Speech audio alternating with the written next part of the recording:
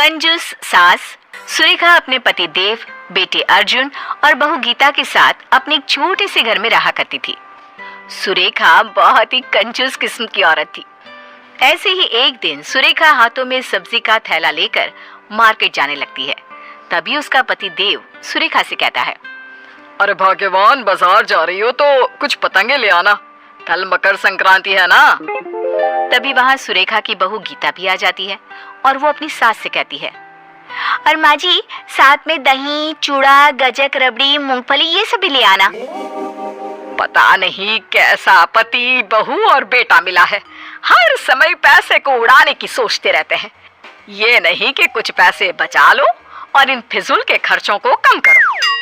अरे बहू, इन सब चीज की क्या जरूरत है, घर में बनाए तो है तिल के लड्डू, उन्हीं से काम चल जाएगा।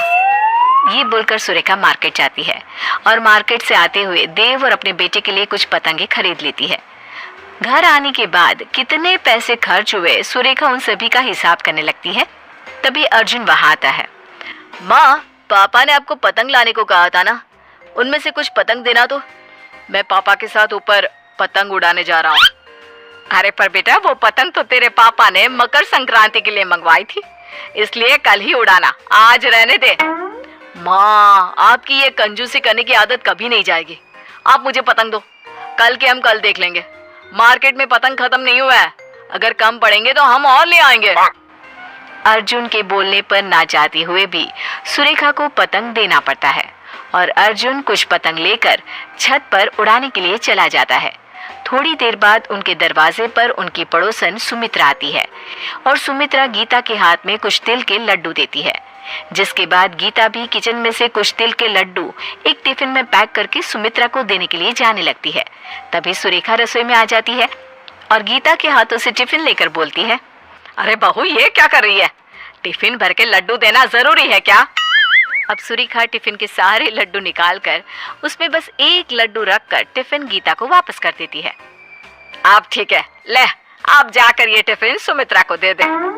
पर माँ जी, उन्होंने हमें इतने सारे लड्डू दिए और हम उन्हें ये एक लड्डू देंगे, अच्छा थोड़ी ना लगेगा।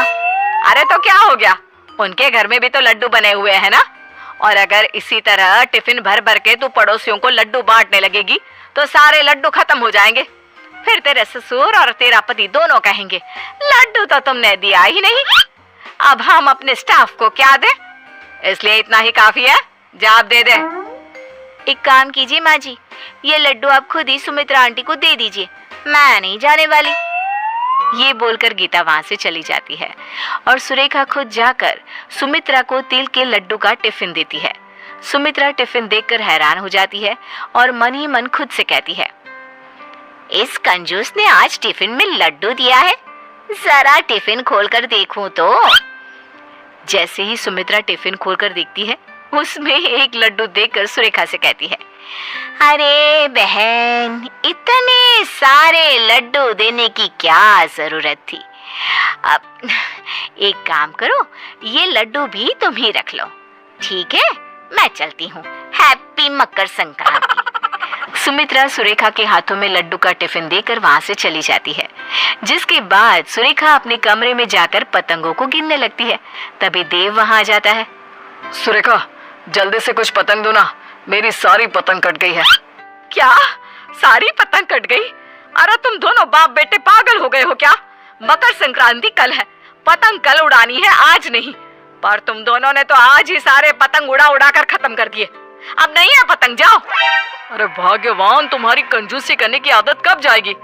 पतंग है तो पतंग लेकर ही आए हैं उड़ाने के लिए। हाथों पर कल उड़ाना ना पतंग। अब अर्जुन को भी नीचे बुला लो, खाना खाने का समय हो गया है वैसे भी। जिसके बाद सुरेखा के कहने पर देव अर्जुन के साथ नीचे आता है और सब खाना खाने बैठते हैं। खाना खाने के बाद गीता सबके लिए तिल के लड्डू लेकर आती है और सबको दो दो तिल के लड्डू दे देती है। ये देखकर सुरेखा अपनी बहू से कहती है, अरे ये सारे लड्डू आज ही खत्म कर देगी क्या? पहले तो सुमित्रा के लिए इतने सारे लड्डू पैक कर दिए और अब सबको घर में बांट रही है। अरे मकर संक्रांति कल है, कल कुछ नहीं करेगी क्या? माँ जी, अभी बहुत सारे लड्डू बचे हुए हैं, अगर उनमें से कुछ खा भी लिए तो क्या फर्क पड़ेगा? अगर लड्डू कम पड़ गए तो तेरे ससुर जी और अर्जुन के ऑफिस में कहाँ से लड्डू जाएंगे? सोचा भी है तूने? अरे जानती है ना इन दोनों बाप बेटे को, मकर संक्रांति खत्म होते ही ऑफिस में सबको लड्डू बांटने का शौक है। माँ जी हद होती है कंजूसी की भी। ये बोलकर गीता वहां से अपने रूम में चली जाती है। सुरेखा भी मुंह बनाकर अपने कमरे में चली जाती है। अगले दिन मकर संक्रांति का दिन होता है। सब लोग जल्दी से नहा धोकर तैयार हो जाते हैं और मकर संक्रांति मनाने लगते हैं। कुछ देर बाद देव, अर्जुन और गीता पतंगबाजी के लिए तैयार हो जाते हैं, जिसके बाद गीता सुरेखा के पास जाती है और कहती है, माँ जी आज के लिए पतंग खरीदी थी ना, अब तो आप हमें पतंग दे सकती है ना, ताकि हम छत पर जाकर पतंगबाजी कर सके। हाँ हाँ देती हूँ। ये बोलकर सुरेखा पतंग लेने के लिए जाती है, जहाँ उसने अपने 2 पालतू तोतों को रखा होता है। उन तोतों को देखकर सुरेखा खुद से बोलती है, सबको पतंग उड़ाने की पड़ी है, पर कोई एक बार भी इन बेचारे पक्षियों के बारे में नहीं सोचता जो खुले आसमान में उड़ रहे होते हैं।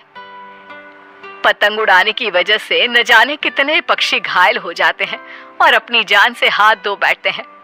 पतंग उड़ाने के लिए सब पूरी तरह से तैयार हो जाते हैं और अपनी सेफ्टी भी कर लेते हैं ताकि उन्हें चोट ना लगे, पर पक्षियों के बारे में कोई नहीं सोचता। ये बोलकर सुरेखा सारे पतंग लाकर गीता को दे देती है।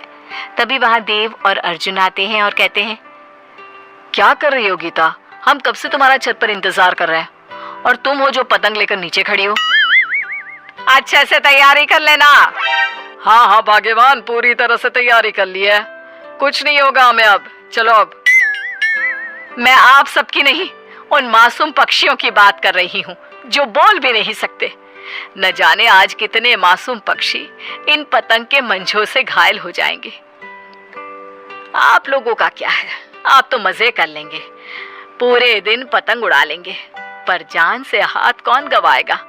ये पक्षी, आप लोगों को एंजॉय करना है, पतंग उड़ाना है, जाओ जाओ भाई आप। सुरेखा की बातें सुनकर तीनों हैरानी से एक दूसरे को देखने लगते हैं और फिर पतंग नीचे रख देते हैं।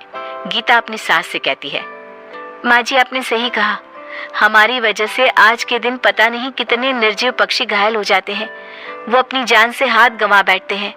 आपने आज मेरी आंखें खोल दी। मैं आज ये पतंग नहीं उड़ाऊंगी, बाकियों को उड़ाना है तो उड़ा सकते हैं। सुरेखा, तुम भले ही कंजूस हो, पर आज तुमने हम सबको एक बहुत अच्छी सीख दी है, इसलिए आज से हम लोग भी पतंग नहीं उड़ाएंगे और ऐसे ही मकर संक्रांति मनाएंगे। सही कहा पापा, हम हमेशा अपना मजा पहले सोचते हैं, लेकिन कभी उस मजे में किस तरह इन बेजुबानों को नुकसान पहुंचा रहे हैं वो नहीं सोचते। पर आज के बाद ऐसा नहीं होगा। जिसके बाद गीता, देव और अर्जुन पतंग नहीं उड़ाते और उसकी जगह परिवार के साथ समय बिताना, छत पर बैठकर दूसरे लोगों को देखना और पड़ोसियों के साथ गप्पे लगाना, गेम्स खेलना और इस तरह दिन का मजा लेना जारी रखते हैं।